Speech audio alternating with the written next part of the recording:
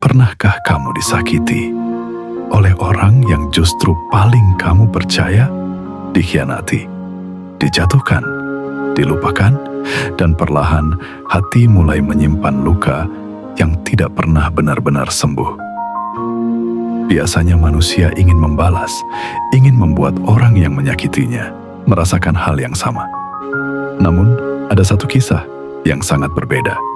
Kisah seorang nabi yang memiliki semua alasan untuk membalas dendam, tetapi memilih memaafkan. Beliau adalah Nabi Yusuf. Dibuang oleh saudara-saudaranya sendiri, dipisahkan dari ayahnya bertahun-tahun, dikhianati, dan dibuat menderita. Namun, saat Allah akhirnya mengangkat derajatnya, Nabi Yusuf tidak memilih balas dendam. Dan mungkin disitulah letak kemuliaan hati yang sulit dimiliki manusia. Bayangkan rasa sakit itu, bukan musuh yang menyakitimu, tetapi saudaramu sendiri, orang-orang yang tumbuh bersamamu, yang seharusnya melindungimu. Namun karena iri, mereka membuang Nabi Yusuf, meninggalkannya sendirian di dalam sumur yang gelap dan sunyi.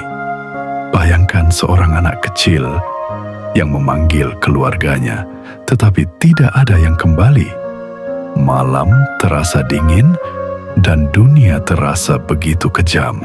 Namun, di saat semua manusia meninggalkannya, Allah tetap bersama Yusuf. Tahun demi tahun berlalu, dan luka itu tidak kecil. Nabi Yusuf dipisahkan dari ayahnya, dijual seperti budak, masuk penjara, padahal tidak bersalah. Bayangkan jika itu terjadi pada manusia biasa. Mungkin kebencian sudah memenuhi hati. Mungkin dendam sudah tumbuh perlahan. Karena luka yang panjang seringkali mengubah manusia menjadi keras. Namun anehnya, semakin besar ujian Nabi Yusuf, semakin lembut hatinya kepada Allah. Dan akhirnya, hari yang Allah janjikan pun tiba. Nabi Yusuf diangkat derajatnya dari sumur menjadi orang mulia, dari penjara menjadi penguasa. Dan pada titik itu, Nabi Yusuf memiliki kekuasaan. Beliau bisa membalas semuanya. Beliau bisa membuat saudara-saudaranya merasakan penderitaan yang sama. Namun justru disitulah kemuliaan hati Nabi Yusuf terlihat paling terang. Dan akhirnya, saudara-saudaranya berdiri di hadapannya. Orang-orang yang dulu membuangnya, yang dulu membuat hidupnya hancur. Namun, Nabi Yusuf tidak berkata, "Aku akan membalas kalian." Beliau justru berkata dengan lembut, "Pada hari ini tidak ada hukuman untuk kalian." Bayangkan kemuliaan hati itu, karena Nabi Yusuf memahami satu hal yang sangat dalam. Jika Allah sudah menyembuhkan luka hati, maka manusia tidak lagi sibuk membalas dendam.